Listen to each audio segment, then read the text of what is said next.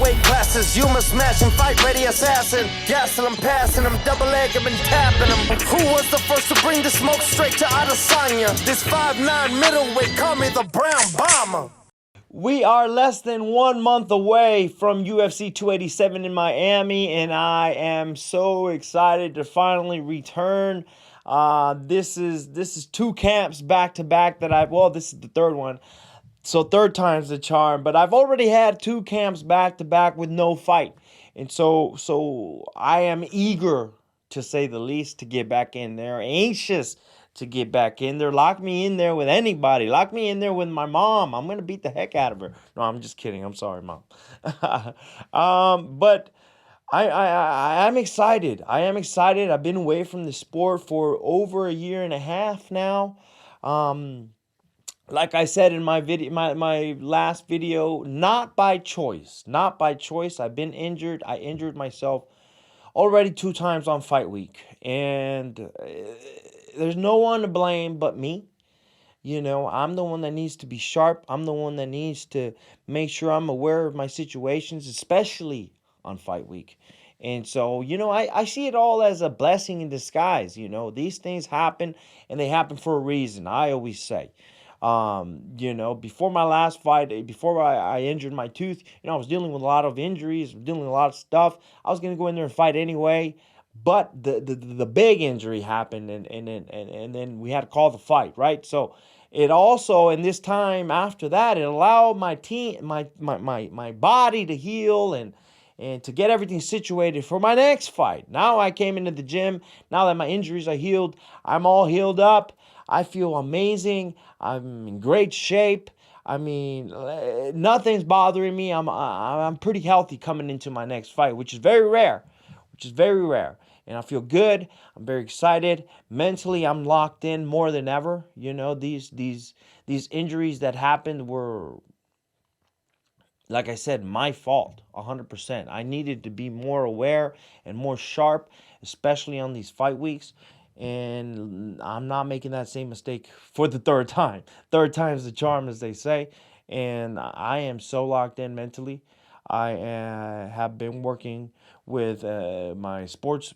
I guess you call him sports psychologist, but he helps me stay locked in. He's been helping me week in and week out, making sure I write down my daily goals and I execute on each and every one of those, from sleep to nutrition to training to eating to my nap. Everything is dialed in. You know, and that's thanks to my guy Eric Fajo.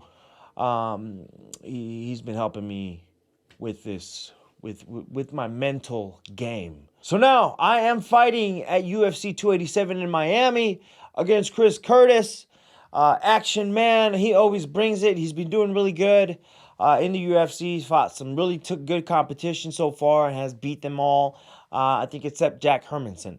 And so I'm fighting him in Miami, April 8th. I feel good mentally, physically, spiritually, locked in every facet that you can imagine.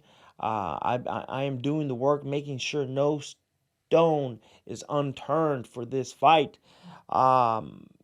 You know, this is one of my this is basically my last chance to prove myself. But I intend to be here for a little while more, guys. I am not going anywhere.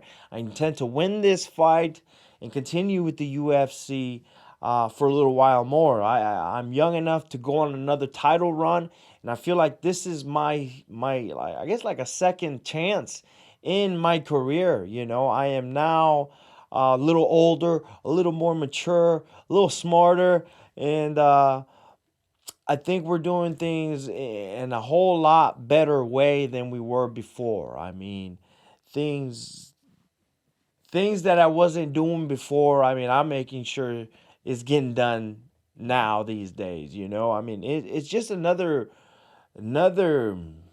level that I've gone to in these days and these years that I've been out here in Arizona. I mean, I moved camps.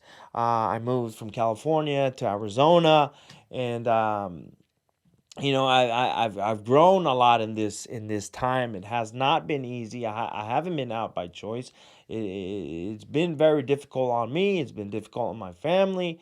Um, but still, you know, every day is a battle, and this has been a growing season in my life, and not only personally but also professionally. I've dived into a couple different things during my time off, and um, been able to make a living off of these other stuff as well, and just doing different things. Now I'm YouTubing, creating content. And so we're diving into a couple different things, and growing in ways that we never thought we'd grow, you know, and this next phase of my career, I mean, it's gonna be different from what it was in my 20s. You know, I got into this game pretty young. I was 21 when I won the Ultimate Fighter. I am now 31, which is crazy to say. I was the last pick on the Ultimate Fighter, but here we are 10 years later, man. It's been an incredible ride, and I still feel so new. I don't feel like I'm done at all. I still feel like I've got a lot to give to this sport, and I'm young enough to do it. I'm hungry enough to do it, and I intend to. I intend to. I still go. I still want to become world champion, and I wouldn't say that just to say it, just because it's the cool thing to do. I still believe it in my heart, or else I would not say that. I would not let these words come out of my mouth if I didn't believe it in my heart. So I'm going on another title run. I'm serious about it with all the knowledge, all the experience behind me. I feel this is going to be better than before. So I'm excited for what's coming, this next phase of my career, where we are, where it's going. It's good times, guys. Good times ahead. With that next step in my career, none of this would be possible without Jimmy Bars. Okay? Anytime I want to indulge in something nice and sweet, uh, you know, instead of going a different route, I go the Jimmy Bar route. You know, they keep me nice and light, keep the pounds off me, and I get that nice little treat off of it. All right, so get your Jimmy Bars at any Walmart location. Check them out. Hey. Thank you guys for watching this video. I hope you enjoyed it. Make sure you hit that subscribe button, and we'll see you guys on the next one. Hey.